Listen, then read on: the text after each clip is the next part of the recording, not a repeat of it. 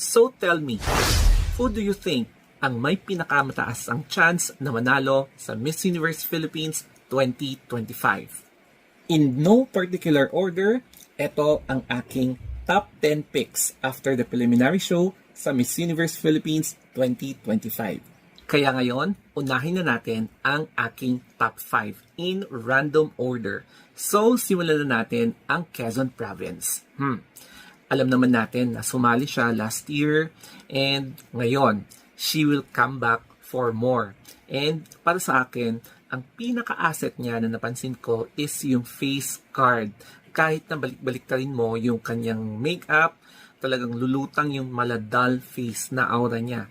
Tapos, given yung kanyang mga experiences sa mga pageantries, mapa-national man or international, mas masasabi ko na mas kontrolado na yung galawan niya ngayon. So, watch out na lang sa finals night ng Miss Universe Philippines 2025. Another sa top 5 contender ay si Siniloan Laguna. So, if we are going to base sa advocacy lang, I think ito, yung isa sa mga may pinakamabigat na advocacy. Ang dami niyang in-depth na pinaktis na, tapos pinaglaban, and nakikitaan ko talaga yung dedication niya sa kanyang mga advocacies. Tapos, given yung mga experiences din niya, isa din siya sa mga mabibigat na veterana sa pageant na to. So, lahat nasa kanya na.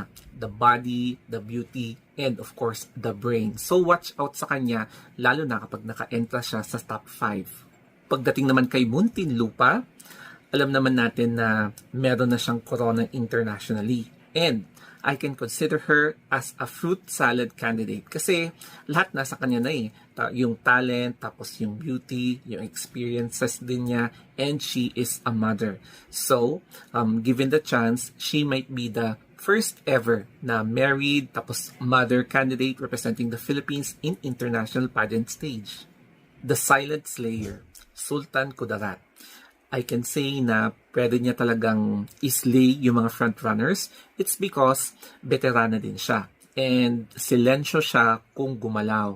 And kapag nilagyan mo siya ng color sa kanyang face or gawin mo siyang glam, yung eksena niya sa stage, pwede niya talagang lampasuhin yung favorite niyong kandidata. And given the fact, meron na siyang exposure sa international stage, even sa national stage, and rumarampa na siya sa pageantry for over 10 years.